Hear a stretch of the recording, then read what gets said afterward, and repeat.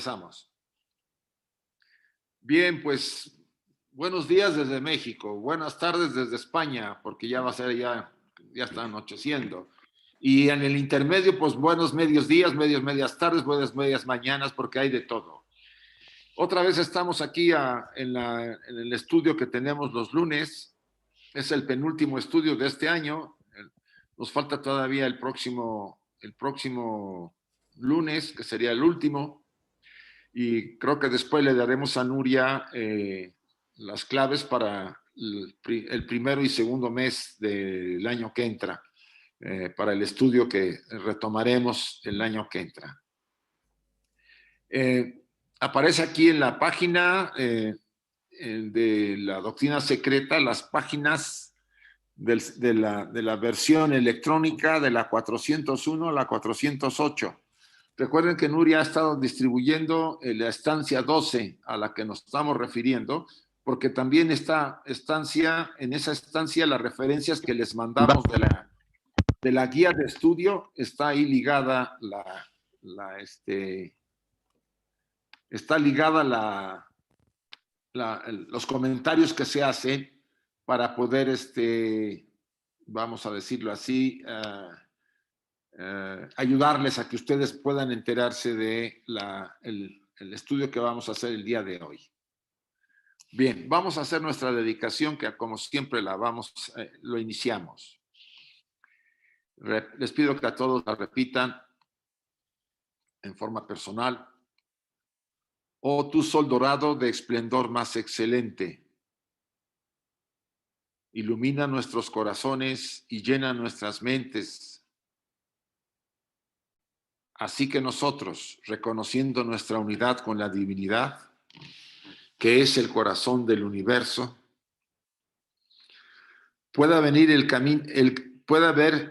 el camino entre nuestros pies y llevarlo a esos distantes objetivos de perfección, estimulado por tu propia luz radiante.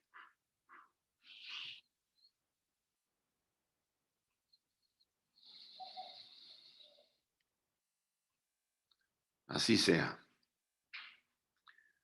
También me gustaría que repitiéramos la versión de la invocación que nos dejó la señora Rada Burnier en una de sus conferencias. Estoy tratando aquí de quitarme de encima los muñequitos estos. Bien. Hay una beatitud y un poder más allá de nosotros mismos que viene en ayuda de aquellos que están preparados para recibirlas. Volvamos a aquellas grandes fuentes de las cuales emanan incesantemente la fortaleza y la inspiración a todos los que, olvidando el yo personal, están resueltos a aprender y compartir sin reservas.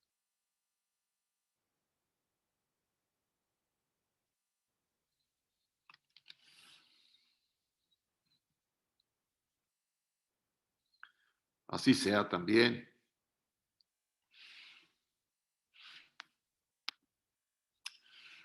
Las recomendaciones que siempre hacemos, quizá muy repetido, pero vale la pena para los que no lo tienen muy en claro, sobre todo el tema de mantener, bueno, el silencio, no hay otra. Algo que sí quiero que parece que vale la pena repetir, cuando tomemos el micrófono para dar alguna pregunta o aportación, tratemos de ser breves, porque aunque la mayor parte de nosotros respetamos esta condición para que todos otros puedan preguntar, algunos de repente, pues entusiasmados, como lo quieran ustedes ver, siguen aportando o comentando, y no me gusta interrumpirlos, pero lo voy a hacer. El día de ayer en la conferencia de Clarisa, pues tuve que hacerlo porque ya la chica, después de hacer una pregunta, y Clarisa pues se la dio claramente, se la extendió lo suficiente para que no hubiera duda, iba a volver a hacer comentarios, y yo ya tuve que decirle que por favor no podíamos seguir así. ¿Sí? Bien. Aquí está pues ya lo que Nuria ha estado mencionando para los interesados de las actividades virtuales ST. Abajo está la dirección. Ahorita, sobre todo, que se anunció por medio de Carmen y Nuria que está la información para entrar a la convención. Yo les sugiero a todos que se inscriban. Vale la pena escuchar a diferentes, vamos a decir, colaboradores de la Sociedad Teosófica en diferentes lugares del mundo, las aportaciones que hacen. Aquí esto me gusta que me manda, como siempre, aunque lo repita yo, de Clarisa, es que cuando hagan sus comentarios en el chat, pues esperemos que sea al final para que otros no se distraigan buscando a ver qué está diciendo en el chat. En esta semana yo no he puesto ninguna cualidad porque creo que la última que hicimos de justicia, pienso que habrá que prolongarla esta semana. Bueno, la idea es que paciencia, desapego, ecuanimidad, veracidad, honradez y justicia las estemos teniendo presente en todos los días hasta donde podamos. Pudiera que algunos dijeran, bueno, ¿y por qué tantas sugerencias para nuestra vida personal? Ahora no voy a entrar al detalle, pero cuando empecemos a estudiar cosmogénesis, yo les calculo como por el material que falta de la estancia 12, yo le calculo que sería para finales de enero o principios de febrero. Vamos a expandirnos, vamos a explicarlo con mucha calma, porque es la necesidad de que llevemos una vida más o menos ecuánime. Yo no diría que seamos anacoretas o monjes y nos retiremos ahí, no, no, no, pero sí que sea compatible con el estudio que estamos haciendo de una obra que está inspirada por los grandes almas. Aquí están otra vez las claves. Ven que nos queda todavía el 28. A partir del día 28 yo le voy a mandar a Nuria, espero que no tenga tanta carga de trabajo, le mandaré las claves para que ella informe ese mismo día, vamos a informar, ¿no? Las claves para enero y febrero. Yo trataré que sean 2 meses para que haya suficiente tiempo y no tengamos que estar haciendo claves constantemente. Bien, vamos a empezar. En esta ocasión no anuncio las conferencias creo que ya se terminaron, me parece, ¿no? Están suspendidas el curso de Clarisa porque no recibí nada y supongo que el de Daniel pues se van a posponer supongo para reanudar las actividades en el año que entra. Creo que es así. Si me equivoco me corrigen después, ¿sí? Y creo que, bueno, sí nos faltó anunciar que mañana tenemos la conferencia, Enrique y yo, que era la segunda parte de fraternidad, ¿sí? ¿Se acuerdan? Conflicto y restauración, algo así es el título. Bueno, después daremos algún detalle. Bien, esta imagen que están viendo ustedes fue parte de lo que habíamos estado estudiando en la última sesión. Se refiere a los zoroastrianos, tan interesante punto de vista de Blavatsky, porque ella ubica a los grandes magos caldeos, de los que después se origina mucho a la enseñanza de Zoroastro, desde finales de la etapa Atlante, ¿no? Los Magai, que así les llama Madame Blavatsky en la estancia, vienen desde mediados de la raza Atlante, o sea, por ahí de la tercera subraza Atlante. Dice, ellos reconocerán entonces la causa que produce ciertos enigmas de las edades, tanto en la historia como en la cronología. La razón, por ejemplo, de por qué es posible para ellos asignar una época verdadera a Zoroastro, que se ve multiplicado por 12 y por 14 en el Davistán. Davistán es una de las obras sagradas de los zoroastrianos. Si ellos ubican mucho a Zoroastro en la etapa Atlante y a los Magai también, ¿no? En época que todavía los atlantes no habían caído en la materialidad y en la magia negra. Aún había influencia de las razas, de la raza Lemur y de los primeros atlantes que fueron seres superiores, vamos a decir, reyes divinos que todavía influían en la raza atlante y venían algunos de ellos de los lemures. De por qué los números y las individualidades de los rishis y manus están tan mezclados, de por qué Krishna y Buda hablan de sí mismos como de reencarnaciones, identificándose Krishna con el rishi Narayana y exponiendo a Gautama una serie de nacimientos anteriores. Aquí esta parte, que fue remanente de la última sesión, nos habla de la combinación de seres superiores que encarnan periódicamente, a veces como los que nos vienen a instruir como grandes instructores, a veces como los reyes divinos que vienen a gobernar a los pueblos, tanto en la raza lemur como en la raza atlante, y después vinieron también en la quinta raza, influyeron también para poder guiar a la humanidad que estaba empezando a despertar y a desarrollarse. La doctrina esotérica explica todo esto diciendo que cada uno de estos, así como muchos otros, aparecieron primeramente en la tierra como uno de los 7 poderes de Logos, de los Manasaputras, Ishvata, individualizado como un dios o un ángel, un mensajero. Luego, mezclados con la materia, reaparecieron en turno como grandes sabios e instructores que enseñaron a la quinta raza, después de haber instruido a las 2 razas anteriores precedentes, gobernaron durante las dinastías divinas. Lo que acabo de decir, ¿sí? De alguna manera, estas jerarquías que vienen a ayudar desde la tercera raza, Lemur, la cuarta raza Atlante y después a la quinta raza en la que estamos, han estado viniendo primero, como menciona acá, como dioses o ángeles, mensajeros, encarnando incluso en seres humanos. Después, cuando se mezclan con la materia, o sea, cuando encarnan en los seres humanos, enseñaron en la quinta, en la cuarta y en la tercera, y después se convirtieron en las dinastías divinas, las que gobiernan a los pueblos. Recuerden que casi todas las tradiciones nos hablan de estos reyes divinos que vinieron a ayudar a la humanidad a desarrollar, sobre todo en la primera fase. Y finalmente se sacrificaron para renacer en varias circunstancias en bien de la humanidad, todo este grupo de entidades, y por su salvación en ciertos periodos críticos, hasta que sus últimas encarnaciones se convirtieron verdaderamente en solo una parte de una parte sobre la tierra, aunque de facto sean el uno supremo en la naturaleza. ¿Qué significa una parte de una parte en la naturaleza? Puede ser una versión de los diferentes significados.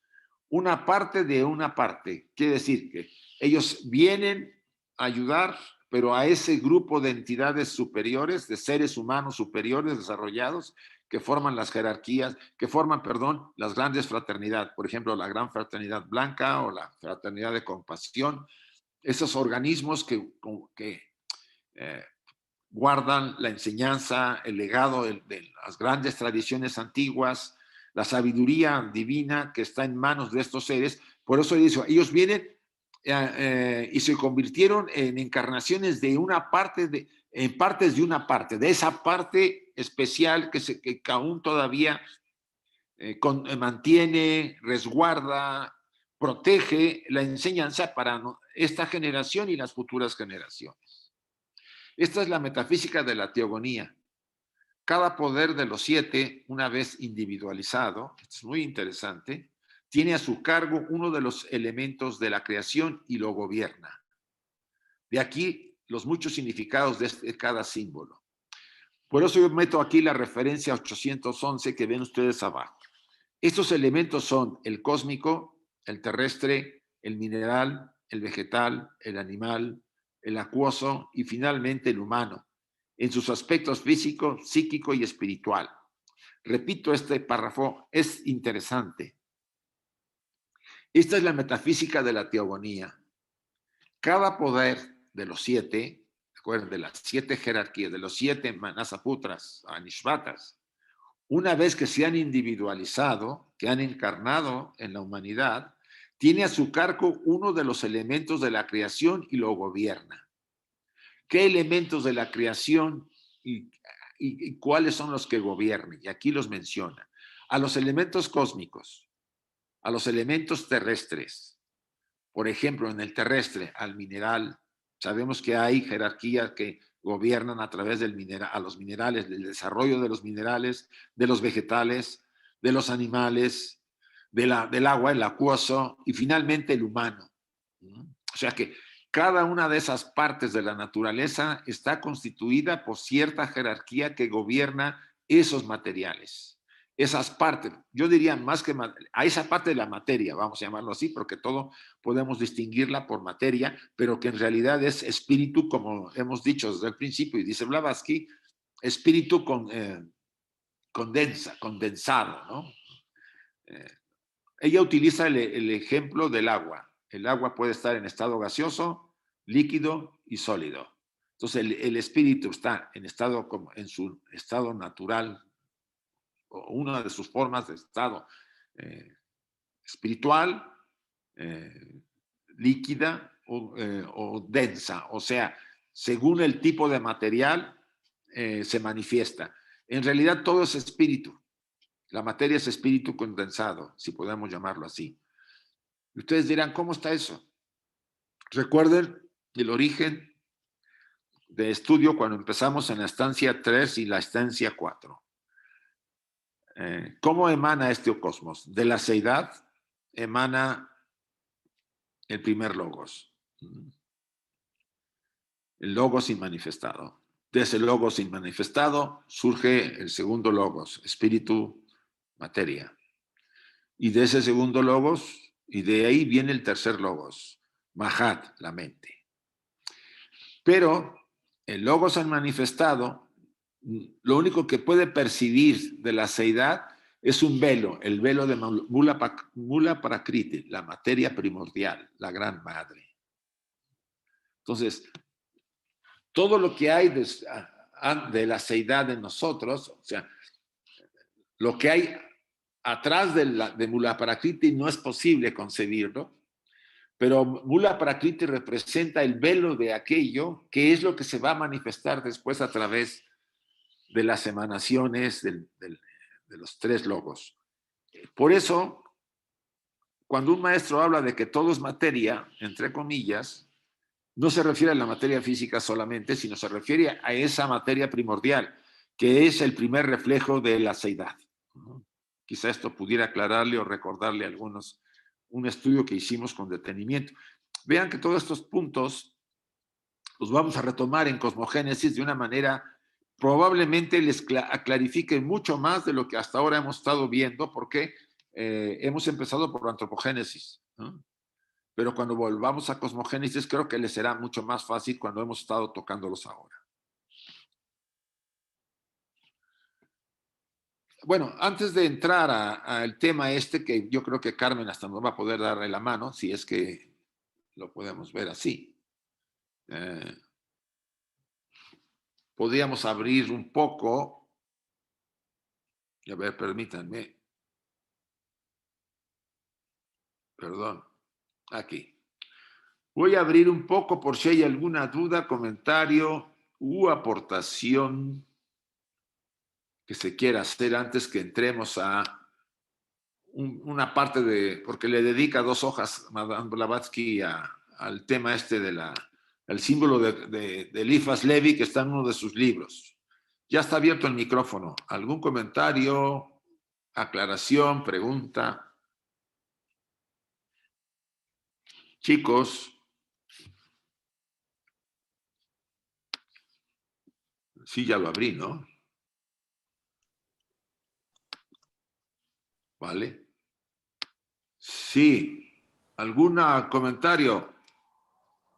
Pueden abrir sus micrófonos, chicos. Ya lo abrí. Una pregunta. ¿Qué es el acuoso? Habla Yolanda. La parte agua. El agua, el elemento agua. El elemento agua.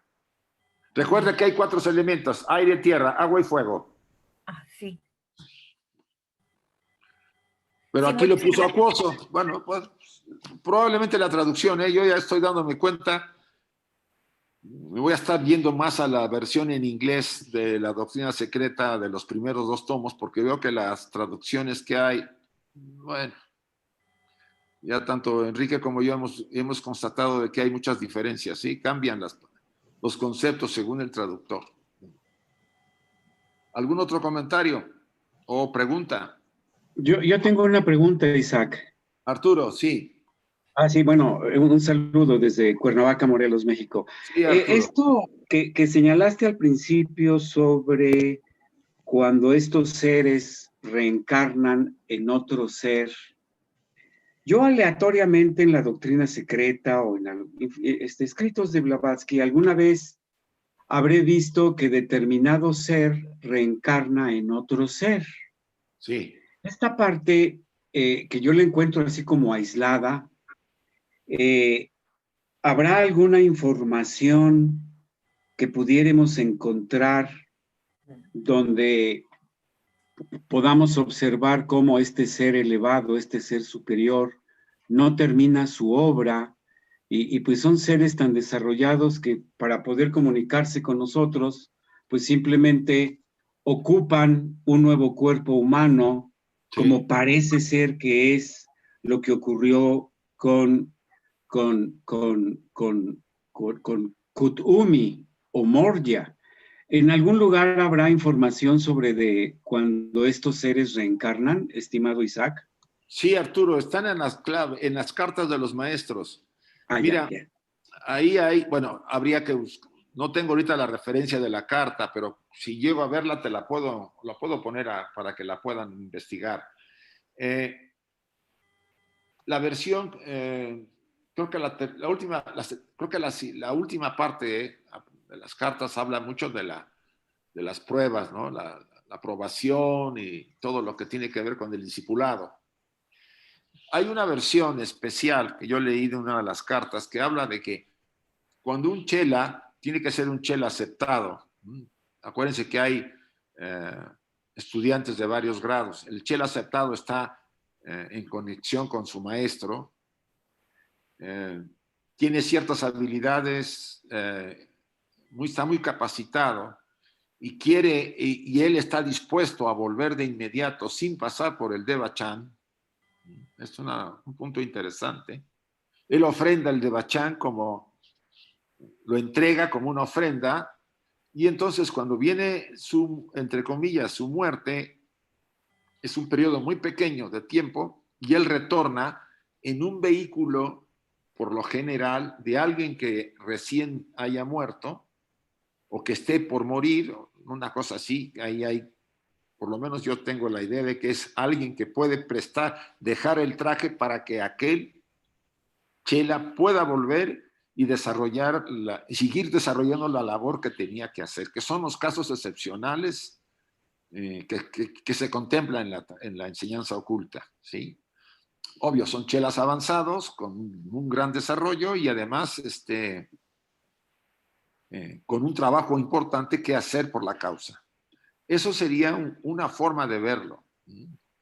La otra forma es los casos de maestros, así, de grandes maestros que necesitan influir en un grupo, en un periodo de tiempo, utilizan los vehículos de algún, vamos a decir, discípulo que físicamente vive en la tierra y que tiene ya un cierto desarrollo y presta, entre comillas, en ciertos momentos de su vida, el vehículo para que ese instructor se manifieste a través de él o de ella.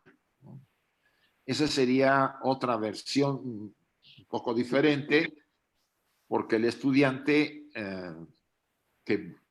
porque el maestro solamente es temporal el uso del traje del estudiante, hombre o mujer. En el otro caso es una etapa permanente. Usa un traje de alguien que acaba de desencarnar y que ha dejado el traje, y él entra y lo va a utilizar hasta que su trabajo termine, o que incluso hasta que envejezca y muera ese traje. O sea, hay casos muy especiales, y si tú te vas mucho al estudio y creo que lo puedes encontrar en la doctrina, en las cartas, hay una gran variedad de opciones para instructores y estudiantes avanzados de proseguir con un trabajo importante de difusión, de enseñanza, de que restituya otra vez los grupos en varios lugares del mundo que se estén perdiendo la línea de desarrollo y viene nuevamente.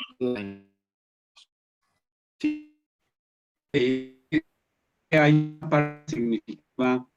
Cuando nos iniciamos en los estudios de teosofía, quizá por desconocimiento, en algún momento podemos tomar algún autor pseudoteosófico.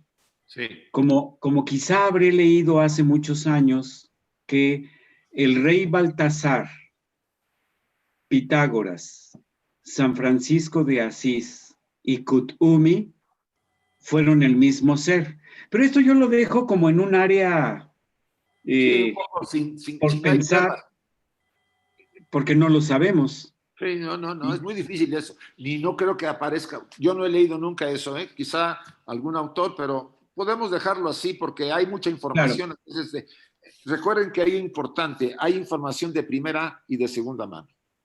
Claro. La de primera mano, la de los instructores, los maestros, las cartas, Madame Blavatsky, la doctrina, etc. Segunda mano, los demás. Yo no voy a cuestionarlos que sean buenos o malos, simplemente ellos ya interpretan. Claro. Y la verdad que uno cuando interpreta, uno cambia muchas cosas, porque tú cambias en función a tu trasfondo psicológico y a tu trasfondo de información y tu desarrollo. Si tu desarrollo es bajo, pues tú vas a disminuir el conocimiento. Ese es el tema. Gracias, Isaac. Muchas gracias. A ti Arturo, por estar. ¿Alguna otra pregunta, chicos? Bueno, vamos a proseguir. Están muy silenciosos. A ver, ¿dónde está esto? Aquí está. A ver. Quitamos y silenciamos. Bien.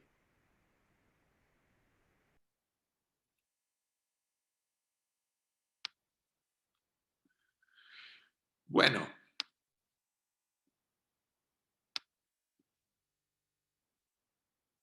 Vamos a este material. Ay. ¿Necesita el cabalista occidental, que generalmente es un adversario del ocultista oriental, una prueba? Aquí Blavatsky hace un comentario interesante, como si una parte de la enseñanza cabalística no asumiera ciertas cosas que la enseñanza ocultista indica, vamos a llamarlo así. Dice, que lea la historia de la magia. Este libro está accesible incluso en Google, lo pueden encontrar. La historia de la magia de Eliphas Levi. También la venden, yo tengo la obra, la compré hace muchos años. Dice, y examine cuidadosamente su gran símbolo cabalístico del Zohar, que es el que ven ustedes a mano derecha. Es interesante el símbolo. Dice, allí el grabado encontrará un desarrollo de los triángulos intelectuales. Si se fijan, la parte superior hace un triángulo, ¿sí? Y la parte inferior hace otro triángulo hacia abajo, la parte oscura. Parece que esta es una mujer, la que está hacia abajo, y el hombre es el que está hacia arriba, ¿no? Un hombre blanco arriba y una mujer negra abajo invertida, con las piernas pasando bajo los brazos extendidos en la figura masculina y apareciendo por la espalda, mientras que sus manos se juntan en el ángulo a cada lado. Yo casi estoy seguro que esto tiene muchos significados, pero nos estamos deteniendo en uno de ellos. Ya si después Carmen nos da alguna aportación, pues podríamos enriquecerla.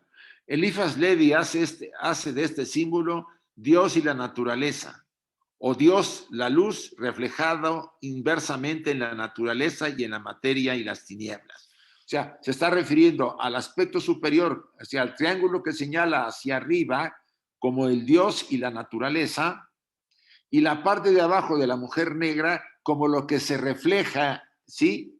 La parte invertida es el reflejo de lo superior en la materia, en las tinieblas.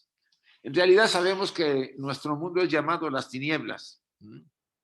Si ustedes se van a La Voz del Silencio, encontrarán, si es en La Voz del Silencio, donde se habla de que los muertos, el mundo de las sombras y las tinieblas, donde aparentemente, no vaya a ser que yo confunda La Voz del Silencio con otra obra donde se habla de que los seres humanos que habitamos este plano estamos muertos en el sentido de la conciencia divina, ¿no? Que transitamos como en un mundo, vamos a decir, oscurecido de la conciencia y vivimos solamente para el traje, o sea, para el animal que traemos todos.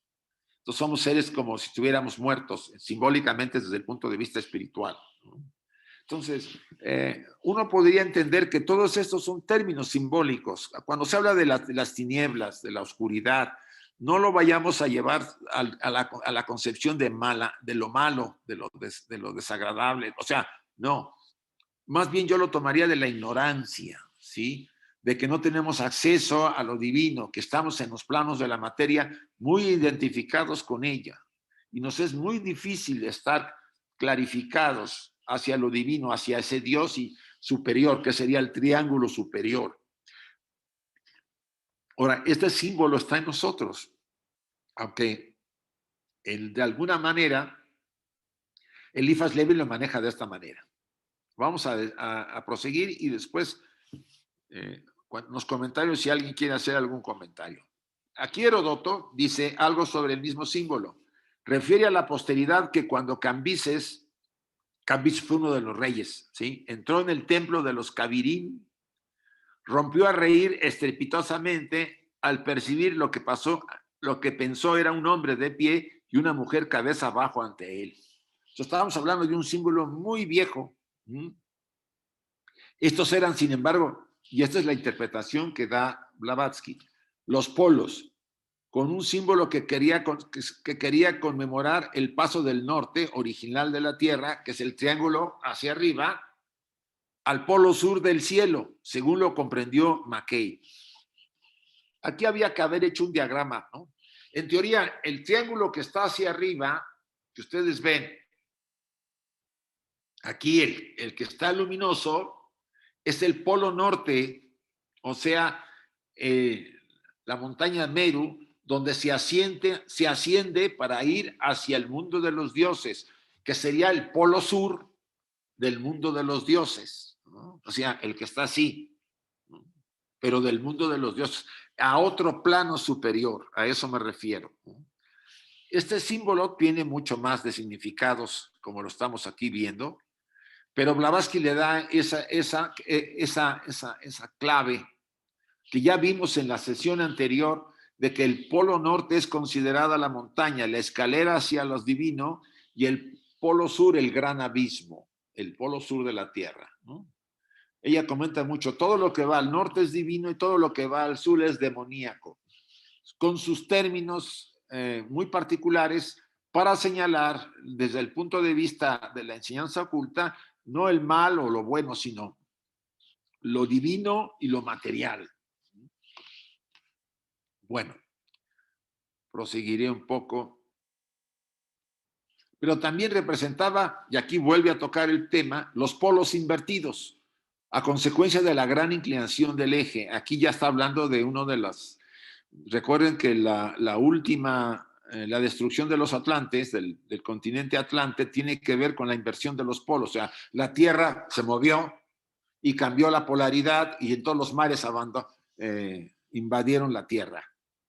A consecuencia de la gran inclinación del eje, de cada vez se daba por resultado el desplazamiento de los mares, la sumersión de las tierras polares y la consiguiente levantamiento de nuevos continentes en las regiones ecuatoriales y viceversa.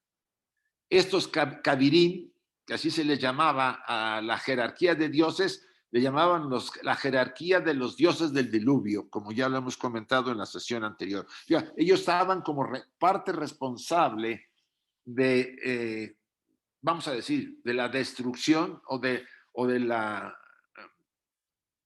vamos a decir, de la transformación de los pueblos, de las razas, al final de cada periodo de raza, tanto la Lemur como la Atlante, y lo que ocurrirá aparentemente, por lo que dice Blavatsky, con la raza blanca o la quinta raza cuando llegue su final. Los atlantes, desde la segunda raza de la Hiperbórea ya fueron destruidos también por el fuego y el agua, más bien por el agua, los lemures por el fuego y el agua, los atlantes por el agua, cuando se movió la tierra, y la raza, la quinta raza aún no es, cuando lleguemos vamos a tocarlo, pero también tendrá que ver con un movimiento del agua para invertirse, o sea, cubrir los continentes y surgir otros continentes. Esotéricamente, el significado de sus símbolos dependen del apelativo o título usado. Los 7 grandes dioses misteriosos que inspiran temerosamente la veneración, los dioscuros, y aquí abajo pongo, pues se puedo decir el comentario 816, que dice: quienes más tarde entre los griegos quedaron limitados solo a Castor y Pollux, pero en los días de la Lemuria, los dioscuros, los nacidos del huevo, eran los 7 Dhyan-Chohans o Anishvata Kumara, que encarnaron en los 7 elegidos de la tercera raza. Como ven ustedes, hay una simbología muy profunda en lo que estamos viendo. Y se repito, esotéricamente el significado de sus símbolos depende del apelativo o título usado. Los 7 grandes dioses misteriosos que inspiraron temerosa veneración, los dioscuros, y abajo vienen ustedes. Castor y Pollux, se acuerdan que fueron los hijos de esta reina que se le aparece Zeus en forma de un ave, ¿se acuerdan? Hay un mito. Un ave como una especie de una gran ave, un cisne, más o menos, y tiene relaciones con esta reina y nacen del huevo los dioscuros, o Castor y Pollux, que así se les llamó en el mito a los hijos de esta reina. Ahora, es interesante que nacen por huevo. Este mito para mí se refiere, hacen una réplica de la etapa lemur cuando todavía los seres humanos nacíamos por huevo, ¿sí? Acuérdense que hubo varias formas de reproducción y entre una de ellas fue al principio por huevo. El huevo después, en lugar de quedar fuera, quedó dentro del vientre de la madre, ¿no? Ya cuando se separaron los sexos. Después de los hermafroditas vinieron ya los sexos separados. Pero mientras la forma de reproducción, de generación de nuevos seres dicen que emanaba una especie de líquido del cuerpo de los individuos que se endurecía, ¿no? Y que formaba una especie de esfera del que después de un cierto tiempo salía un nuevo ser. Ahora es al revés, ahora está dentro de la madre y después de cierto tiempo nace un niño, ¿no? Esto ya lo hemos visto. Me acuerdo que en una estancia, creo que 6 o 7, que se trató bastante sobre los hermafroditas, los andróginos, etcétera, etcétera. Pero yo creo que tendremos que volver a hablar.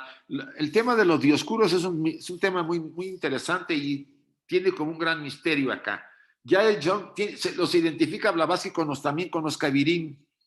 Kavirim y dioscuros tienen una relación y son como una jerarquía de seres que se encargan. Y ahorita me vino a la mente lo que nos mandó María Jesús, los Mamoshokans, ¿no? Los Dhyan-Chohans son los encargados de arrancar un periodo de vida y los Mamoshohans son los que destruyen ese periodo, ¿sí?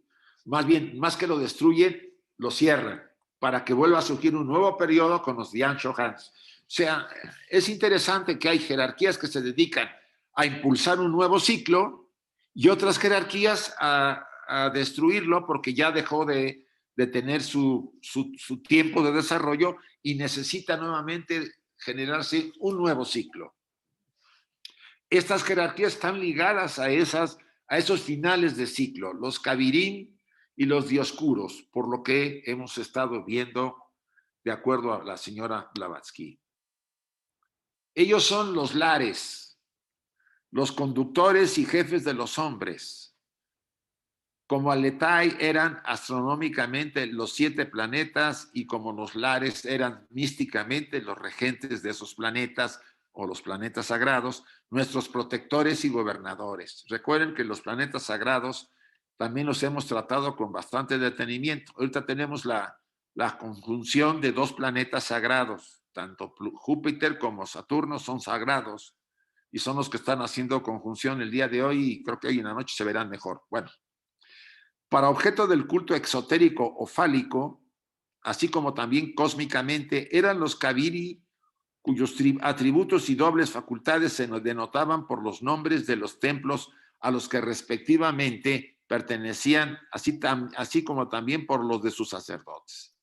El tema, como siempre ha ocurrido, que con el tiempo, la enseñanza que se había dado originalmente, tanto de los Kaviri como de los dioscuros, fue degenerando y cada pueblo le dio un enfoque, y aquí menciona Blavatsky, desde el punto de vista externo o exotérico, los relaciona mucho con lo fálico, ¿no? Con la reproducción sexual. O sea, fueron perdiendo, la enseñanza fue perdiendo a nivel de pueblo, de la parte externa, y solamente se conserva lo oculto, lo esotérico, en aquella enseñanza muy particular que la mantienen estas grandes fraternidades que mantienen ese legado para las generaciones de las que hemos estado hablando.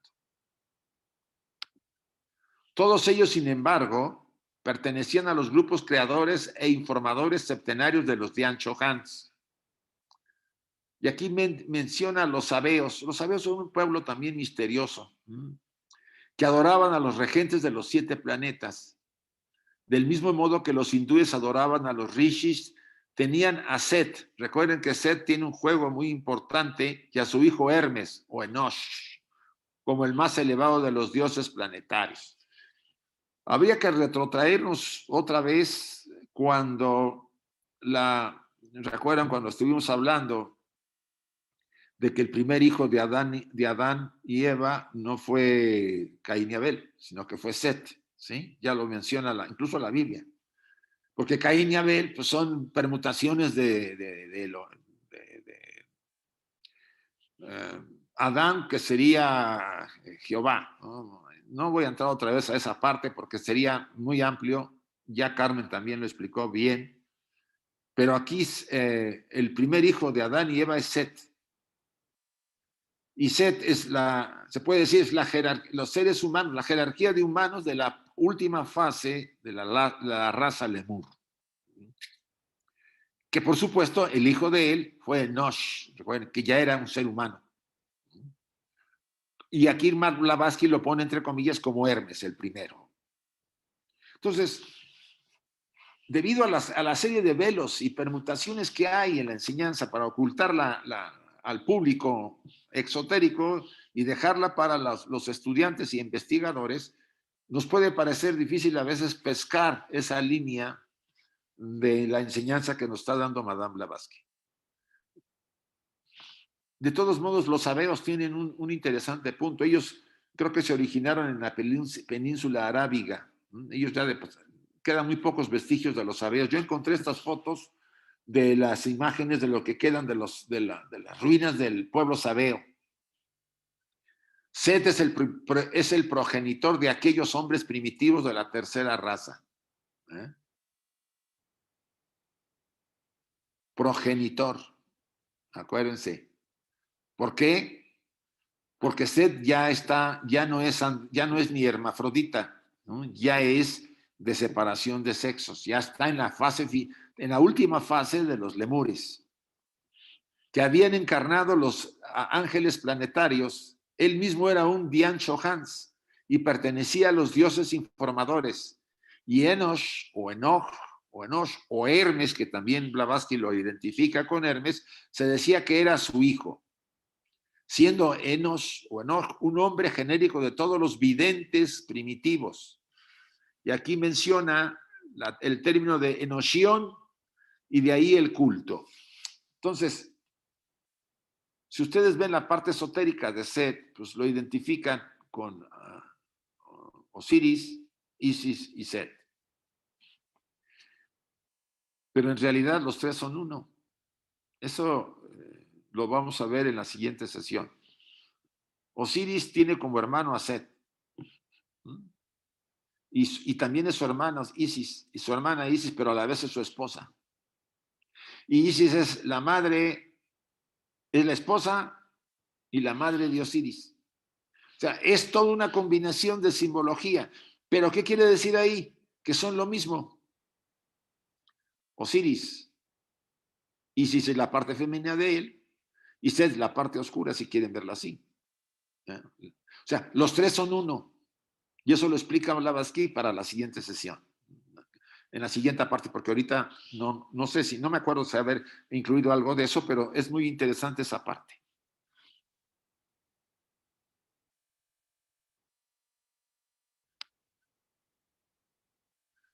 El escritor árabe Suyuti dice que los anales más primitivos mencionan a Set, otra vez, o Set, como fundador del sabeísmo, o sea, de los sabeos, y que las pirámides que representan el sistema planetario eran consideradas como el lugar de sepulcro tanto de Set como de Idrus o Hermes o Enosh, que allí iban los sabeos en peregrinación y cantaban oraciones 7 veces al día, volviéndose hacia el norte, al monte Meru, o sea, al polo norte o la ascensión para los dioses, al Olimpo, al Cap, etcétera, etcétera. Yo creo que voy a abrirlo otra vez porque creo que aquí podría haber algunas preguntas o aportaciones por si alguien quiere hacerla, por el tanto material que me parece interesante. Ya está abierto por los que quieran hacer alguna pregunta. Vean la imagen acá de Horus. Tiene incluido a Set, ¿se fijan? Porque Horus y Set son lo mismo. Pero bueno, no me voy a meter a confundirlos más. A ver, ¿alguna pregunta? Sí. Sobre esos personajes oscuros, no es Dios negro, no. No tiene nada que ver con el Dios. No. No, Dios negro, no. Ellos representan la sombra de la naturaleza, es la sombra, la parte material de esa jerarquía. O sea, toda jerarquía tiene aspectos luminosos y sombríos. Nosotros somos un reflejo de ellos. Acuérdate, como es abajo, es arriba. El ser humano tiene lo luminoso en sus principios, pero tiene a esa parte también muy material, animal, en la parte de la personalidad. O sea, nosotros, si tú quieres entender un poquito toda esa estructura jerárquica, ubícate en el ser humano y ve cómo es el ser humano. Somos una copia de las copias que hay en la parte superior. Sí, Carmen, te veo dispuesta. Vuelve a poner la... Sí, voy. Me imaginaba.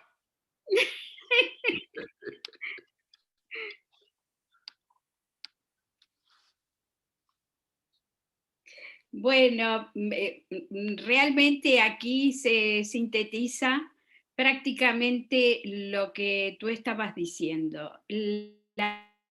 Vamos a ver, el surgir de la luz, la oscuridad, o sea, lo oscuro es lo primario, ¿vale? Es el receptáculo, digamos, de la luz. La luz es secundaria, pero la oscuridad es primaria. Entonces, cuando se dice en el principio que era toda oscuridad y de la oscuridad nació la luz. Sí. Y de ahí esta gran dualidad, que no es una más importante que la otra. Las dos se necesitan, por eso se entrelazan, y una representa uno de los aspectos, pero que una no puede existir sin la otra. Esto es fundamental porque a veces en nuestro cerebro vemos lo oscuro como algo negativo, como algo malo. Y no es así, es que justamente es el momento en que el germen puede emerger de él. También representa la materia primordial. la gran madre, como decías tú, de donde surge absolutamente todo. Es la gran alma universal de la que surgen las formas. Sin esta alma universal, sin este aspecto oscuro, sin esta materia primordial, no existiría nada. El tema es que progresivamente, en el punto en que nos encontramos nosotros, los seres humanos, necesitamos recapacitar todo esto porque tenemos que volver a nuestra esencia. Pero a nuestra esencia volvemos desde aquí, desde este plano físico material. Entonces es el refinamiento de todos nuestros aspectos para retornar a esa luz esencial. No sé si se entiende esto, pero lo que yo quiero desmitificar es justamente que veamos la manifestación como algo negativo, Sí, como sí, algo que tenemos que desechar. Al contrario, tenemos que respetar porque es parte muy importante de esos aspectos ocultos, que no los vemos, están ocultos porque no los vemos con los ojos, pero están, de eso nos nutrimos, de eso somos, formamos parte de ello. No somos conscientes y este es el proceso que realmente estamos haciendo ahora, el reconocer quiénes somos, de dónde venimos. Por eso estamos estudiando antropogénesis. ¿Cuál es nuestro origen? ¿Hacia dónde nos dirigimos? ¿Y por qué es tan importante conocer nuestras raíces? Pero no para renegar de ellas, es para tener la capacidad de surgir de ellas. Por supuesto que todo esto tiene también el hermetismo, por eso se nombra Hermes, y los egipcios tenían grandes conocimientos sobre la alquimia, que a través de trabajar los metales, por eso estaba mirando otra de las imágenes, que hablaba de los metales. El metal, ¿qué es? ¿Qué representa? Somos nosotros. Los metales somos nosotros sobre los que tenemos que trabajar. Esto es un poquito, hay muchas más cosas para decir, pero creo que me llamó la atención esta imagen que no la conocía, pero me resultó interesante y que aparte muestra los dos polos. Sí. Que es el mal llamado femenino y masculino porque lo antropomorfizamos, pero son los dos polos necesarios para que se produzca la manifestación. Sí, sí. Muchas gracias, Carmen. No, yo creo que has tocado el punto importante. Sin la base material nosotros no podríamos evolucionar. No podría surgir lo mejor de nosotros. Bien, doy paso a Manuel Muñiz, que levantó la mano. Sí, buenas tardes. Buenas tardes. Vamos a ver, has dicho que de los sabeos quedan pocos vestigios y yo no sé si me equivoco, pero la ciudad de Petra en Jordania, esa maravillosa ciudad, no era de los... No, creo que era de otro pueblo, no eran los sabeos. Nabateos. Sí. Perdón. La de Petra es nabateos. Sí, yo por eso no hice esa referencia. Una cosa son los nabateos y otra cosa los sabeos. Y fíjate que en el mapa de Google sacan a los sabeos en la península arábica. Habría que investigar más. Yo ahorita lo he comentado porque yo pongo al pie de la letra lo que dice Blavatsky, no le hago cambios. Entonces me despertó el interés y investigaré más sobre los sabeos porque habla de un pueblo muy interesante. Sí, yo también voy a investigar. Vale la pena. Muy bien. Gracias. A ver, María Jesús. Sí, yo al ver esta figura me ha venido la imagen de los dos triángulos invertidos de la sociedad teosófica y claro, me había quedado tranquila, pero cuando ha dicho Carmen que del triángulo oscuro es de donde surge el alma, me he quedado como que no entiendo, o sea, no sé muy bien. ¿A qué se refiere como que del triángulo oscuro nace el alma? ¿De la oscuridad nace nuestra alma? Ah, no, mira. A ver, ¿lo quieres rematar, Carmen, o lo remato yo? Como tú, Gracias a los dos. creo A ver, que Carmen. he hablado Vamos, un poco Carmen. quizás a nivel simbólico y que no se ha entendido. Remátalo tú si quieres. No, mira, ¿por qué nosotros cuando empezamos nuestra evolución éramos solamente materia inerte, sin conciencia, no había ninguna estructura, éramos simplemente como seres etéricos cuando empezó todo este proceso? O sea, la materia que conformaba al ser humano, la materia básica, primordial, vamos a llamarlo así, podría ser representada como la mujer negra que está señalando hacia abajo. No era el mal, era la base de donde poco a poco la evolución en la tercera raza, la segunda y tercera raza, cuando ya entra la mente, conecta todo y se forma el vehículo. Aún todavía no había una conciencia clara porque la mente tardó muchísimos milenios en llegar a cierto desarrollo. Pero si eso no se da, si esa base, como dice Carmen, esa materia de la gran madre no se tiene como un receptáculo, no es la copa del grial, no podría surgir la luz de ahí, del ser autoconsciente que a base de experiencias ha ido aprendiendo poco a poco. Digo, ¿eso podría ayudarte? Sí, gracias, Isa, gracias. A ver, Luis. Sí, Carmen, yo quería comentar lo que ha dicho Carmen, es esto y lo que has dicho tú últimamente, ¿no? Si en el río de la vida, de la manifestación, el equivalente aquí abajo es el río Nilo, cuando hay una inundación, hay una subida, cuando se retira, queda el limo. Es la tierra negra, es la tierra negra. Esto es lo que está simbolizando, que está diciendo Carmen y tú, ¿no? En ese sentido. Que es el material, la materia virgen del espacio o la naturaleza divina que fertiliza aquello que va a manifestarse en las formas, las divinidades, el alimento de la vida. Sí, es esto? también es otra forma de decirlo, sí, muy bien. Sí. Es el simbolismo del río Nilo, ¿no? Que es cuando se retira queda el limo, que es la naturaleza divina que ha dado su vida, ha dado su manifestación en esto y da las formas y el alimento a todo. Y por eso ilumina lo interno y lo externo.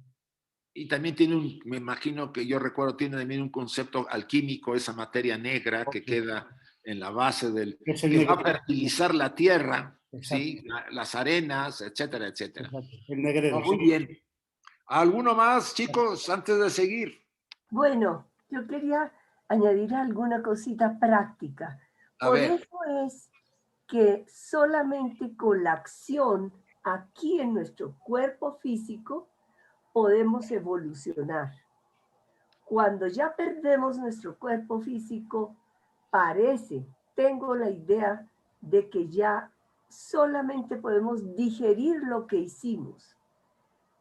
Es decir, mientras estamos dentro de la materia más gruesa o la materia más vasta, es que estamos pudiendo actuar.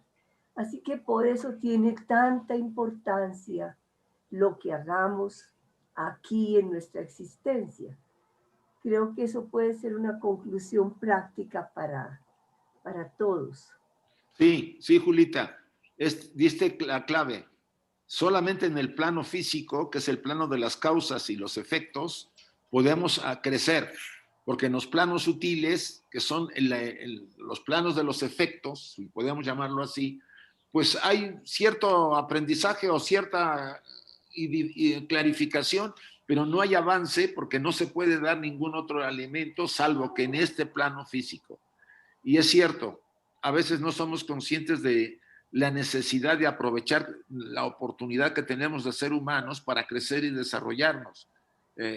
Desvalorizamos nuestras vidas, las vemos poco importantes cuando son la gran oportunidad. Y esta enseñanza nos hace ver que deberíamos darle ese peso, ese gran peso a la vida humana, que es lo que nos va a permitir no solamente desarrollarnos, sino liberar a lo divino que está apresado en la carne, ¿no? Vamos a llamarlo así. Isaac, ¿puedo decir una cosa? Y sí, Nuria, por favor. Mira, los dioses, hay Osiris negro y Osiris blanco. Hay Isis negra y Isis blanca. El negro, como ha dicho Carmen, es lo no manifestado, es negro porque está todo unificado y es Mula Prakriti. Pero esa Mula Prakriti cuando se manifiesta en una dualidad. En una dualidad. Por una parte, la parte más sutil el espíritu y la parte más densa la materia. Y de esa materia van surgiendo todas las formas. Sí, Era una forma de decir que de la oscuridad, donde está todo, donde está realmente el absoluto, de allí surge la luz y la manifestación. Pero esta manifestación no puede ser si no es a través de una dualidad. Sí, sí, totalmente de acuerdo contigo, Nuria. ¿Puedo preguntar una cosa? Sí, sí puedes preguntar, Montserrat. He entendido que es una mujer negra, pero ¿está documentado que es una mujer negra? ¿No podría ser un hombre? ¿No podría ser lo mismo, él mismo, quiero decir, una proyección de sí mismo? Montserrat, no, mira, ¿te puedo decir una cosa, Montserrat? A ver, Nuria. En ese plano no hay hombres ni mujeres. En ese plano hay una divinidad que puede ser receptora o dadora dependiendo del momento. Cuando es dadora es masculina, pero no masculina como entendemos nosotros, sino por la función o receptora. Masculino o lo femenino, sí. Eso es, no es de género, es cuando dice el Kybalión, todo tiene un género. No está hablando de hombres y mujeres, sino de una polaridad que como la vida fluye, cuando recibe esa vida que le llega es femenino, pero cuando la da es masculino. Y son Sí. dos aspectos y dos funciones de una misma realidad, de una misma divinidad. Ahora, yo te hago también referencia de lo que acaba de decir Nuria, que consultes, porque está en Google, Historia de la Magia, de Eliphas Levi. Y ahí él le da las dos características, ¿sí? Él es el que le nombra. Él identifica esa figura oscura con lo femenino. ¿Por qué? Porque está muy relacionado con lo que también dijo Carmen, sobre la materia primordial. Claro. Todo es materia primordial, porque nosotros tenemos a la seidad atrás. O sea, el gran velo que cubre todo es Mula Prakriti, la materia primordial. De ella, como dice Nuria, surgen los tres aspectos o logos. ¿Pero qué quiere decir? Que esa materia primordial es la base de todo el desarrollo. Sin ella no hay desarrollo. Y en lugar de hacerla menos, de desecharla, de decir que no sirve de nada la materia, no, es la base para poder crecer y nosotros no vamos a alcanzar, como dice Julita, el desarrollo si no lo hacemos en este plano, trabajando la estructura en ese sentido. Es que cuando decimos en ella vivimos, nos movemos y tenemos nuestro ser, estamos hablando de ese aspecto femenino en cuanto a sostener, en cuanto a nutrir y en cuanto a desarrollar. Pero no es ni masculino ni femenino ni nada. Lo que pasa que, bueno, pues aquí ciertas filosofías o ciertas religiones pues han creado una división que aunque no queramos pesa en el inconsciente, y cuando vemos algo decimos negro malo, blanco bueno. No. Esa figura siempre aparece en esa posición, no se invierte. Sí. No.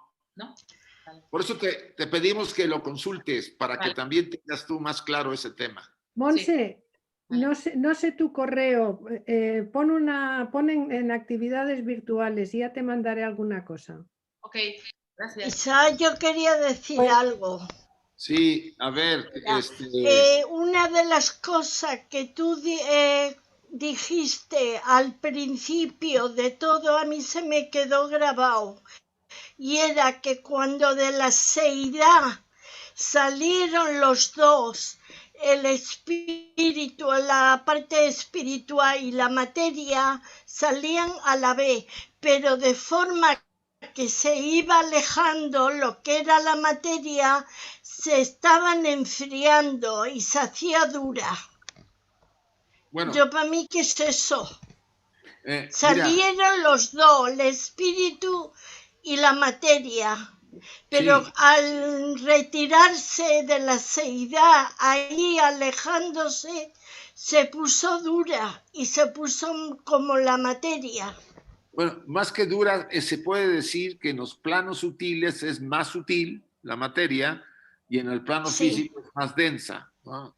O sea, si tú tienes... Sí, eso fue lo que dijiste. Blavatsky A pone mí se me quedó grabado y lo tengo. Sí, Blavatsky pone el ejemplo del agua. Cuando es gas, cuando es agua y cuando es hielo. Es lo mismo, pero en diferentes estados. ¿Sí? Entonces, es la parte material, cuando emana de la fuente, pues está en un estado gaseoso, vamos a llamarlo así. Pero a medida que se va expandiendo a los planos de los más superiores a los más inferiores, pasa por el estado líquido y hasta que se convierte en lo que conocemos como la materia densa. Sí, está bien que así lo entiendan. Sí. Bueno. Vale. ¿Alguien más para que prosiga? Al contrario, voy a proseguir para acabar ya. A ver, me dejen, voy aquí. Ay, a ver, aquí está. 123, vamos a acabar. Perfecto. Bien. Así pues, mientras en Samotracia, mientras que en Samotracia y en los templos egipcios más antiguos, los Kaviri eran los grandes dioses cósmicos, los 7 y los 49 fuegos sagrados, en los templos griegos sus ritos se hicieron casi fálicos y por tanto obscenos para el profano. Bueno, eso es la historia casi de toda la enseñanza. Yo recordé ahorita a Apolonio de Tiana. Apolonio de Tiana fue uno de los grandes teurjas, se puede decir que era un gran, no solamente era un gran místico, teurja, reformador, un gran sabio, fue a la India, aprendió mucho, fue pitagórico. Hay toda una historia de Apolonio de Tiana. Él vivió en la época en que se ubica al Maestro Jesús, cuando ya se sabe ahora que el Maestro Jesús son años antes, ¿no? Nace años antes. Bueno, Apolonio también resucitaba a las personas, etcétera, porque era un ser muy desarrollado. Y él en su época desarrolló una campaña para reformar los templos griegos que habían ido degenerando. La enseñanza original se había ido perdiendo. Había perdido la profundidad oculta y se había convertido en simplemente ritos, formas muy externas. Los sacerdotes y las actividades y las disciplinas se habían perdido. Entonces él reformó, estuvo parte de su vida visitando todos los templos de la antigua Grecia y de Roma, porque él es de la época ya romana, primer siglo de la era cristiana, y vino incluso a España, estuvo en Cádiz, porque ya había un templo de Asclepios. Entonces, eso es la historia de todos los pueblos, no solamente de los pueblos, sino de las grandes tradiciones religiosas. En un principio tienen un gran impulso, se desarrollan mucho, pero después se va como apagando la llama y va degenerando la enseñanza. Y se convierte en rituales, rutinas, manejo de poder para obligar a los feligreses a someterse, etcétera, etcétera. Él vino a reformar eso en su época. En este último caso eran 3 y 4 o 7 los principios masculino y femenino, y ahí viene lo de la cruz ansata. Bien. Aquí está el mito que habíamos hablado de que nace Castor y Pollux, ¿no? Otros demás han sostenido con igual razón, desde su punto de vista, que solo había 2 Kaviri, había varios, pero ya la tradición griega los reduce a dos, a Castor y Pollux. Estos eran esotéricamente los dos dioscuros, Castor y Pollux, y exotéricamente Júpiter y Baco. Estos dos personificaban geodésicamente a los polos terrestres y astronómicamente el polo terrestre y el polo de los cielos, y también el hombre físico y el hombre espiritual. Castor era el hombre, el Castor era el hombre físico y Pollux era el hombre espiritual. Para comprender la alegoría solo se necesita leer esotéricamente la historia de Semele y de Júpiter y el nacimiento de Baco y de Bimater con las circunstancias que median. No es mucho lo que podemos hacer para entrar al tema de leer esto especialmente. Si ven ustedes ahí, yo no sé si está la reina que tiene a Castor y Pollux de huevos, y está Zeus en forma por ejemplo, de una gran ave. Podía ser una especie de, pues no sé qué ave podía ser tan grande. Bien, no la podría yo identificar mucho porque parece una gran ave. Bueno, él es la que fecunda a esta reina y nacen estos dos chicos. Pero esto tiene que ver interesantemente con el mito del nacimiento por huevo de las razas lemures. O sea, el mito es muy viejo, adaptada la enseñanza a este mito, porque recuerden que los mitos eran la forma antigua históricamente como ellos transmitían las enseñanzas de la historia. O sea, la mentalidad del pasado era transmitida a través de mitos, que era la combinación de dioses y hombres, porque antes no, aunque nos cueste trabajo, estaba más cerca los dioses de nosotros que en este momento, que es la época de la mente. En astronomía, los dos polos son verdaderamente la medida celeste, y lo mismo son los dos Cabirí dioscuros, como se mostrará, y los Cabirí titanes, a quienes Diodoro atribuye la invención del fuego y el arte de trabajar el hierro. Por otra parte, Pausanias indica que la deidad Cabirí original era Prometeo. O sea, si ustedes analizan toda la simbología de todos estos Cabirí o dioscuros, son la jerarquía, las primeras jerarquías que nos dan, por ejemplo, como Prometeo el fuego, el conocimiento de cómo tratar los metales, de la siembra, etcétera, etcétera. Casi todas estas grandes jerarquías cuando son reyes divinos, nos enseñan a cómo vivir, a cómo ganarnos la vida, a cómo tratar a la materia para poder de ella obtener los medios para poder sobrevivir y desarrollarnos. O sea, en forma simbólica, se habla de que los Cabirí oscuros fueron unas grandes jerarquías que ayudaron mucho a la humanidad en su desarrollo, interviniendo en diferentes etapas, desde los lemures, atlantes, hasta la quinta raza, para darnos el conocimiento del fuego, como Prometeo, de acuerdo a los griegos, como el conocimiento del manejo de los metales, ¿no? La fragua de los metales, la siembra, etcétera, etcétera. Pero el hecho de que astronómicamente los titanes Cabirín fuesen también los generadores y reguladores de las estaciones y cósmicamente las grandes energías volcánicas, los dioses que presiden sobre todo los metales y obras terrestres, no impide que, en su carácter divino original, sean las entidades benéficas que, simbolizadas en Prometeo, trajeron la luz al mundo y dotaron a la humanidad de la inteligencia y la razón. ¿Se acuerdan que habíamos visto que ellos gobiernan los 4 elementos, son responsables del desarrollo de toda la naturaleza, tanto la divina como la material? Han encarnado en nosotros, han sido reyes divinos, han sido grandes instructores, maestros, etcétera. Y por supuesto, siempre para el beneficio de esta humanidad. Eso podríamos tomarlo como un resumen. La palabra semítica Cabirín contiene la idea de el poderoso, el potente y el grande, correspondiente al egaloi, dunatoi griegos, pero estos son epítetos posteriores.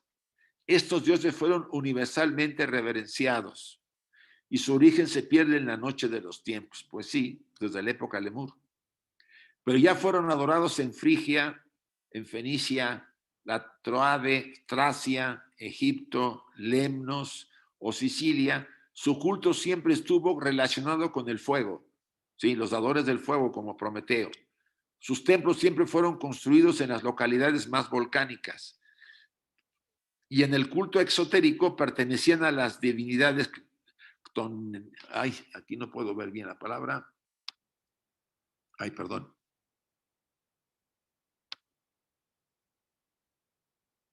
Perdón. No voy a bajar esto. A las divinidades toníacas o tónicas, o sea, del fuego, de los volcanes, los que fraguan los metales, etcétera. Esas jerarquías que nos enseñaron diferentes aspectos del desarrollo. Son ellos verdaderamente los grandes benéficos y poderosos dioses, como Casio Hermone los llama. Casio Hermone fue un historiador romano. En Tebas, por ejemplo, en Tebas fue Core o Perséfone, que es lo mismo. Recuerden que el mito de Core, Perséfone y Demeter son muy interesantes. Ya lo vimos una vez, de ahí nacen los misterios de Eleusis. Hubo toda una conferencia que se dio sobre ese tema, lo dimos Enrique y yo. Los Cabirín también tuvieron un santuario, y en Memphis los Cabirín tenían un templo tan sagrado que nadie, excepto los sacerdotes, podían penetrar en sus sagrados recintos. Pero sí, permíteme, que está cerrado.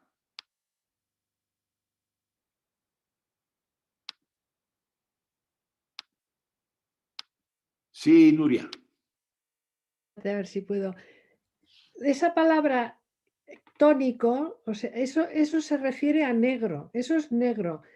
Las imágenes de los dioses negros son tónicos. Tónico, pero no es con T, es con C. Sí, es C-T-O-N-I-O-C. Ah, vale, bueno, corregimos, pero tiene que ver con la materia, ¿no? Tiene que ver con la función, no con la materia. Tiene que ver con el aspecto que manifiestan o desde dónde están. A ver, déjame regresar.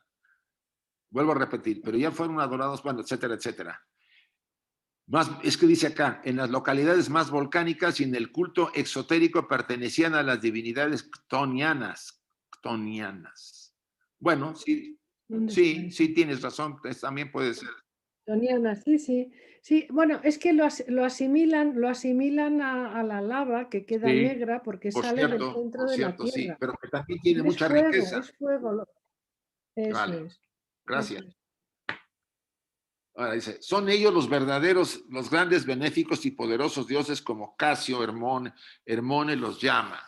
Bueno, ya mencioné todo eso, pero al mismo tiempo no debemos perder de vista el hecho de que el título de Cabirí era genérico, que los Cabirí, poderosos dioses, así como mortales, eran de ambos sexos, o sea, andróginos, y también terrestres, celestes y cósmicos. O sea que hay una combinación del término para muchas cosas que es utilizado en la enseñanza.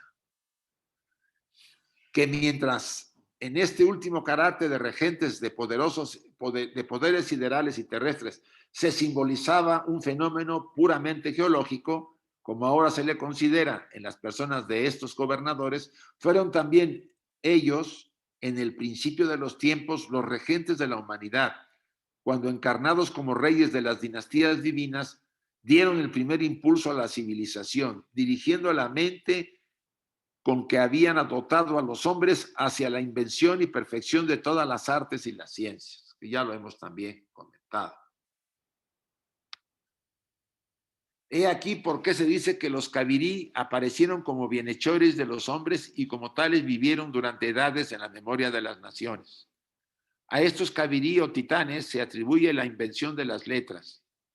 En la terminología hindú, Devanagari o alfabeto y lenguaje de los dioses, y de las leyes y legislatura de la arquitectura y también de los diversos modos de la llamada magia, así como del uso medicinal de las plantas. Hermes, Orfeo, Cadmo, Asclepio, todos esos semidioses y héroes a quienes se les atribuye la revelación de las ciencias a los hombres. Repetimos mucho, pero es importante tenerlo en cuenta. A los cabirí se les atribuye el haber revelado la gran merced de la agricultura, produciendo grano o trigo. Lo que Isis, Osiris, el Kabir en un tiempo vivo, ya ves, aquí ya mencionan a Isis y Osiris como uno solo, hizo en Egipto, se dice que Ceres lo hizo en Sicilia, todos pertenecen a una clase. El caduceo de Mercurio muestra también que las serpientes fueron siempre emblemas de la sabiduría y prudencia, pues Mercurio es uno con Tot, el dios de la sabiduría, con Hermes y así sucesivamente. Aquí nos está haciendo, la verdad es que nos está haciendo todo un compendio de la simbología de los cabirí, que más bien es un seudónimo para nombrar a todas las jerarquías que han intervenido en la ayuda y formación y la enseñanza al ser humano en su desarrollo. No solamente han encarnado, no solamente han despertado la mente, nos han gobernado, pero a la vez nos han impulsado para que creciéramos y nos desarrolláramos. La serpiente ha sido siempre el símbolo del adepto y de sus poderes de inmortalidad y conocimiento divino. Mercurio en su carácter psicopómpico, conduciendo y guiando a las almas de los muertos al Hades con su caduceo y hasta vida con él, es una sencilla y transparente alegoría de los cabirí nuevamente. Todos los pueblos de la antigüedad, excepto uno, y aquí tiran su golpecillo, reverenciaban este símbolo. La excepción consiste en los cristianos que quisieron olvidar la serpiente de bronce de Moisés. Esto es muy interesante.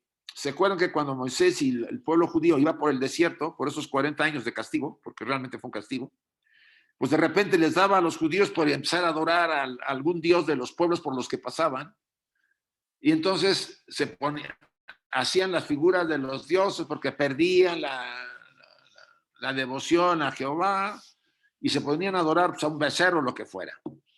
Entonces Jehová se enojaba y les mandaba una maldición, y entre las que les mandó fue que las serpientes los mordieron y se morían así como piojos. Entonces, pero de repente se arrepiente Jehová de haber hecho eso, porque Moisés le pide, por favor, etcétera, etcétera. Entonces le dice Jehová a Moisés, haz una serpiente de bronce y ponla en un lugar elevado y todos los que la vean se van a curar. Entonces aquí Blavatsky lo utiliza para decir, miren, critican mucho a la serpiente, pero bien que la usaron para sanar al pueblo. Recuerden que la simbología de la serpiente tiene varios contextos, ¿sí? No puede clasificarse en lo que ya condicionalmente la gente piensa que es mala. No es así. La excepción consiste en los cristianos que quieren olvidar la serpiente de bronce de Moisés, el reconocimiento de la gran sabiduría y prudencia de la serpiente. Recuerden que hay un pasaje, porque el mismo Jesús dijo, sed sabios como serpientes e inofensivos como palomas, ¿no? Hay un pasaje que ustedes pueden consultar, porque la referencia viene también en la doctrina. Por el tiempo, ya son ya son las 6:30, 7, las 8, ¿verdad? Creo allá. Sí, ¿no? Y voy a abrir para si hay algunas preguntas, aportaciones y terminemos nuestro estudio en esta ocasión. Bien, está abierto, chicos. ¿Preguntas, comentarios? Ay, qué bueno que no hay. Está abierto, ¿no? Creo que sí, la abrí. Ah, no lo he abierto, perdone. Ahora sí. Está Patricia. ¿Me pidió? No, está primero José Álvarez, de Miami. Sí. Muy sencillo. Lo que me da pena es que haya quienes no entiendan lo que es el juego de béisbol. Pero hoy hemos tenido una novena donde todos son cuarto bate. Así que gracias por la participación de todos los que han estado allí. Gracias, José. Sí, Carmen. Sí, vuelve a poner a Leda esa te gustó. Sabía que iba a gustar.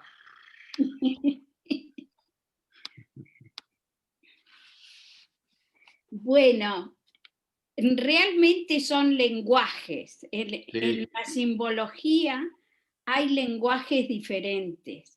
Lo que pasa es que hay que interpretar este lenguaje. Esto es lo mismo que mostró Isaac con el hombre blanco encima de la mujer negra. Es exactamente igual, porque está manifestando a través del cisne, que es ese aspecto espiritual que se está introduciendo en la materia, que es la mujer, la productora de las formas, y hay dos niños que es la polaridad, esa doble polaridad de la cual surge lo que decía Nuria.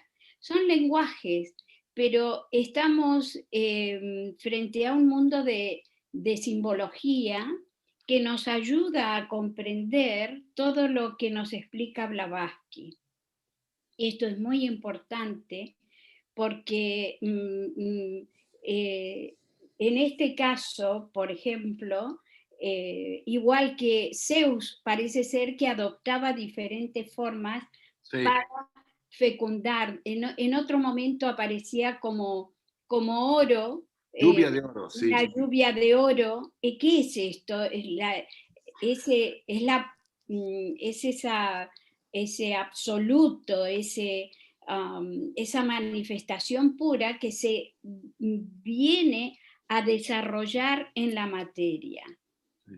Y es el receptáculo, lo que decía Nuria, necesita un receptáculo que después, aquí en este caso, en esta pintura, creo que es de Leonardo da Vinci, hay otras pinturas que aparecen cuatro. Sí, hay cuatro. Sí. Entonces también representa los 4 elementos. Ajá. Tierra, agua, aire y fuego. Sí.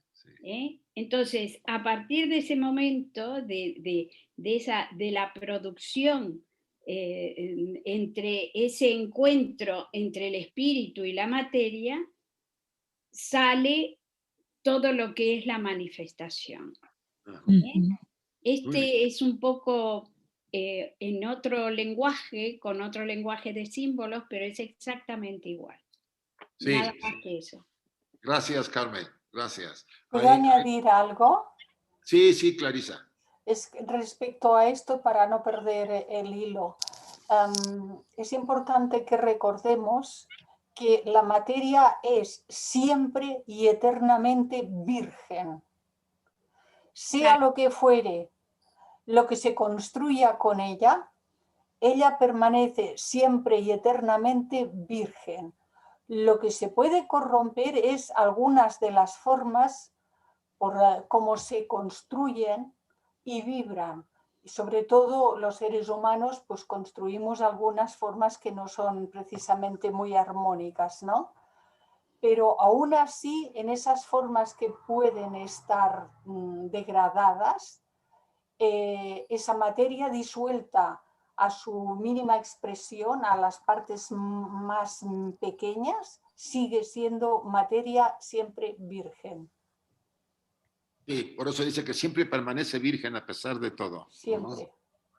Muchas gracias. Aunque veamos una forma muy horrorosa, esa materia sigue siendo virgen.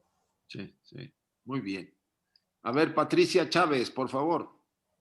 Hola Isaac, muy buenas tardes, buenas noches para todos. Un placer escucharte. Mira, la última imagen que pusiste sobre lo que sería Moisés con el bastón, hay un bastón de Esculapio que utilizan todos los médicos. Sí. Y obviamente es la...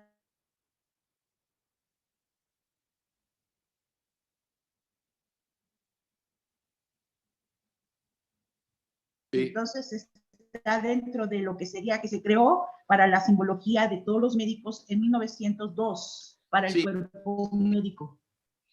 Sí, ese símbolo es muy interesante. Trata de las dos serpientes y de bueno, si la interpretáramos, una de sus interpretaciones tiene que ver con Ida y Pingala, las dos energías que subyacen en el ser humano.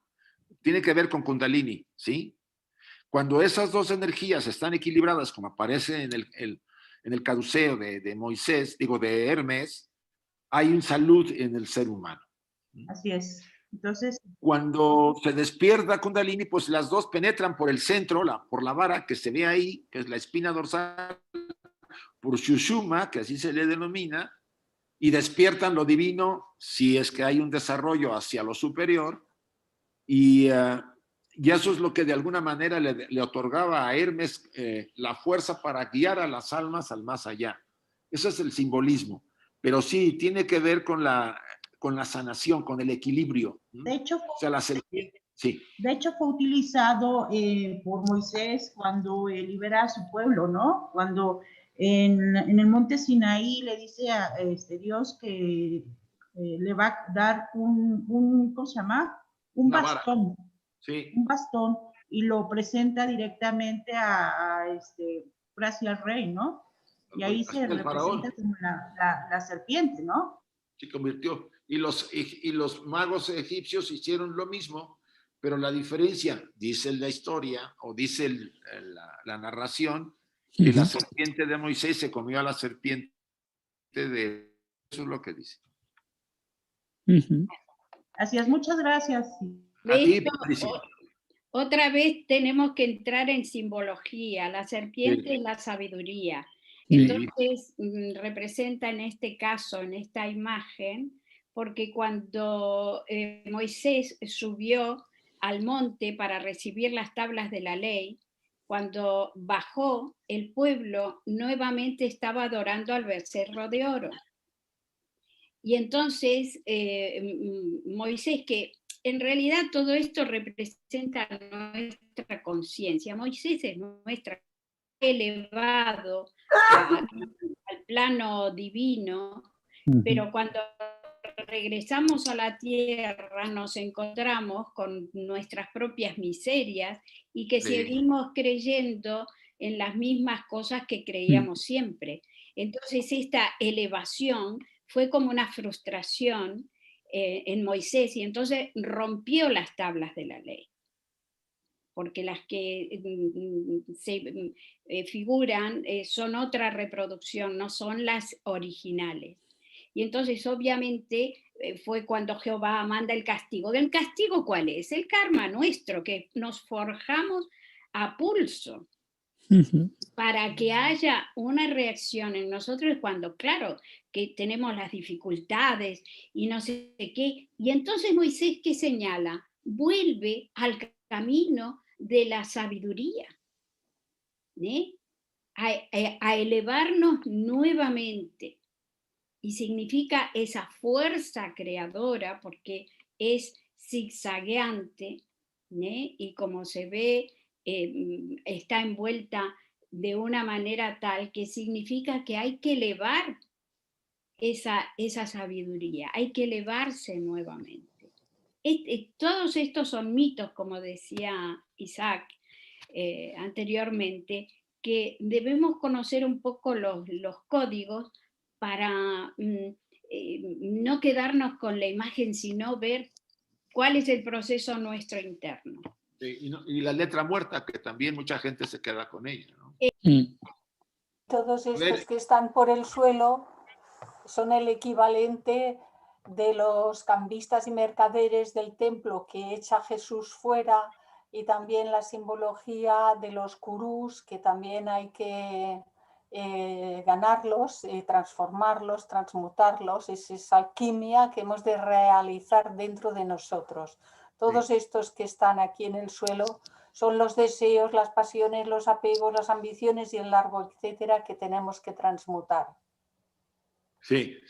O sea, todo esto lo que ayudan estos comentarios, además de todo lo que estamos haciendo, permite que cada quien vaya acomodando la enseñanza que nos da Blavatsky, el mensaje que nos lanza ella en la doctrina secreta, para que tomemos en cuenta la gran importancia de conocer y de poder aplicarlo en nuestra vida. A ver, José Antonio, por favor, habías levantado. Voy a preguntar que al respecto de estos Kabiri que has mencionado varias veces, que parece que estaban reconocidos en todas las culturas, sí. que supongo que ya han dejado de venir, porque ahora el hombre se le ha dejado más a su propio albedrío, porque dice que le enseña las artes, el fuego, un montón de asuntos a los lemures, supongo, y a los atlantes, ¿no? Las Pero ciencias. hay un pasaje, José Antonio, que dice, ahora han vuelto a una parte de la parte. Eso para mí tiene que ver con la fraternidad, o sea, con estos seres que, Mahatmas, que tienen la enseñanza, el legado, encarnan en ellos para poder mantener todavía esa línea de ayuda a la humanidad. Por eso lo dice en un pasaje muy así escondido Blavatsky. Vienen a la parte de la parte, porque la parte son ellos, no nosotros. Sí. Entiendo, pero al enseñar a los maestros saben ya casi todo. No sé qué se les puede enseñar. ¿Quién sabe? ¿Quién Eso sabe? no lo sabemos nosotros. Sí. Bueno, es lo que dice Blavatsky. Yo no lo voy a alterar por lo que está diciéndose. Ok. Gracias. Emilio. Creo que hay alguien delante. Pero ya había preguntado, después le dejamos a Patricia otra vez. Vale, bueno, pues entonces solamente un breve comentario en relación con lo que estáis comentando. Mirad, bueno, Isaac, me has dado una clave la cual tengo que agradecerte cuando has mencionado con una figura de Osiris, Isis y Set. Yo venía dándole vueltas hace tiempo a estos mitos y no terminaba bien de entender. Con lo que has dicho ahora de que eso está en nosotros, la anterior, la que acabas de pasar antes, ahí refleja que está en nosotros. Osiris, Isis y Set forman parte de nosotros, que somos nosotros. Creo haberte entendido esto. Yo venía con bastantes dudas desde hace bastante tiempo, no acababa de entender. Algo en mí decía que estas tres figuras que aparentemente eran separadas, algo en mí me decía que no acababa de entender que realmente no estaban separadas. Yo no lo entendía del todo estando separadas. Por lo tanto, cuando ahora has dicho que forman parte de nosotros, se me ha revelado algo muy interesante y algo que tiene que ver con un pasaje que leí de Blavatsky en la propia doctrina hace algún tiempo. Ella decía, también fue revelador para mí, que todas las escrituras que tenemos por sagradas, ¿no? Que están hablando del ser humano, que están hablando de nosotros, que todos los aspectos o personajes, situaciones, simbolismo, etcétera, etcétera, están hablando del ser humano, de cada uno de nosotros, y están representadas en nosotros. Carmen lo ha dicho también, y Clarisa creo que también ha hecho una referencia a ello, que, por ejemplo, las historias de obras como el Bhagavad Gita, todos los personajes que aparecen ahí, son una representación nuestra. Y el simbolismo que nos está mostrando y enseñando Carmen, pues también nos dice que todo lo que aparece ahí en ese simbolismo, sean en forma de animales, de personas, de seres sutiles o espirituales, que siguen siendo una representación nuestra. Esto me parece sumamente interesante. Cuando leía a Blavatsky diciendo esto, para mí de nuevo confirmó una cosa que en mi propio proceso interior llevo así como propia, ¿no? Y yo es que trato de llevarlo a mí mismo. Cuando todo tipo de enseñanza trato de llevarla a mí mismo. ¿Qué representa esta enseñanza en mí? Lo que estamos leyendo es lo mismo. Se nos está diciendo, por ejemplo, y esto para mí es revelador, y ya voy a terminar con ello, que todas estas jerarquías de que se nos está hablando en este contexto de la clase de hoy, que tienen otros nombres en otros apartados y en otras estancias, también están dentro de nosotros. Sí. O sea que tanto estas jerarquías espirituales como todo lo que tiene que ver con los aspectos más inferiores de la vida, del mundo físico con lo que nos relacionamos, todo ello tiene que ver con nosotros. Por lo tanto, el ser humano, en otro apartado se dice que es a ver si me acuerdo del término, es la referencia o la medida de todas las cosas. Esto son aspectos y enseñanzas interesantes para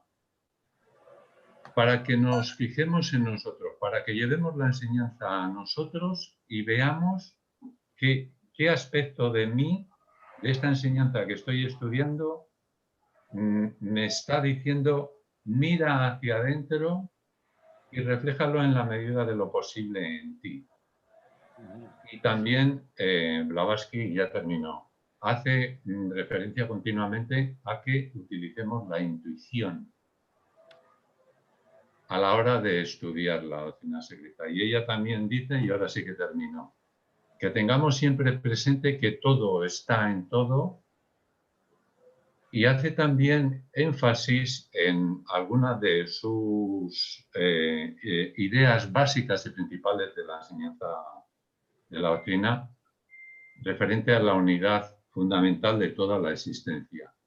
Ella decía en una de ellas que tengamos siempre presente y no perdamos de vista esta idea fundamental de la enseñanza de que todo está en todo y que cuando estudiemos la doctrina no perdamos la idea de la unidad fundamental de todo, que está en todo, para no perdernos en los intrincados laberintos de la doctrina y de la filosofía esotérica.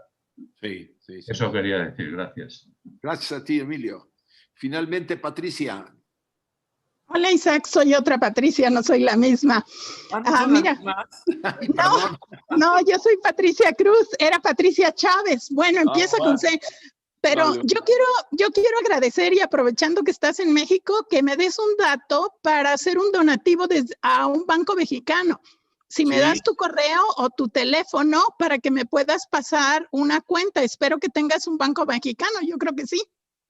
Pero el donativo se lo vas a hacer a la sociedad, supongo. Sí, a la sociedad. Entonces, yo voy a hablar con alguno de ellos y te paso, mira, mi dirección de email es ijauli@gmail.com. Sí, lo que pasa es que transferencia a banco extranjero cuesta más la transferencia. No, yo tengo cuenta también acá, pero aquí tiene cuenta la sociedad y mejor a la sociedad directo, no hay problema. Ok, ¿sí? Perfecto, gracias. Escríbeme, por favor. Bien, chicos. Gracias.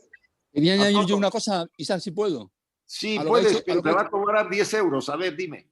Que es que ha dicho Emilio que el hombre es la medida de todas las cosas, y ese es un aspecto que Platón criticó bastante, porque los sofistas hacían uso del relativismo ético para infundir sus doctrinas en el vulgo. Y Sócrates hacía ver que no, que era el Dios o los dioses la medida de todas las cosas. Porque es que si todos tenemos opiniones, el hombre se desvía mucho del camino recto, por su cuenta. A ver si podemos entender esto. Yo creo que tiene que ver desde diferentes enfoques. El hombre es un Dios. Pero un Dios que hace el mal también.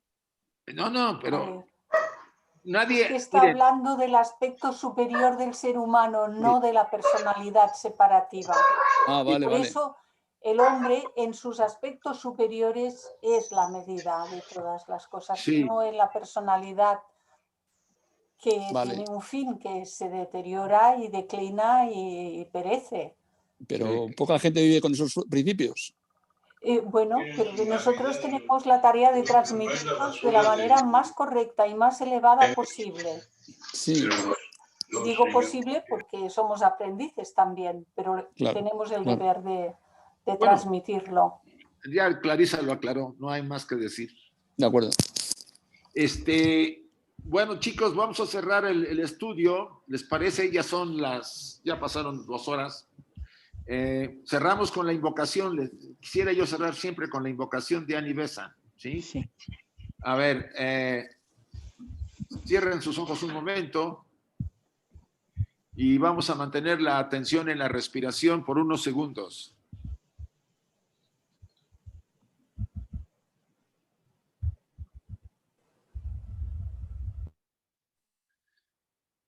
Y repitamos las frases que voy a decir. Por favor, tratemos de decirlas después de que yo las mencione. Oh vida oculta que vibras en cada átomo. Oh luz oculta que brillas en cada criatura.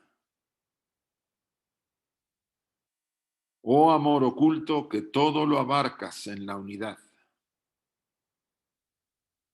Que cada ser que se sienta uno contigo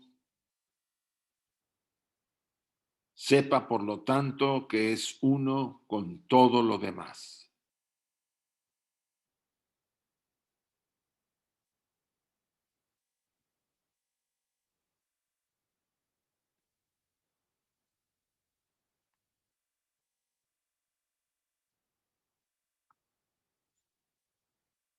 Así sea y gracias a todos, chicos.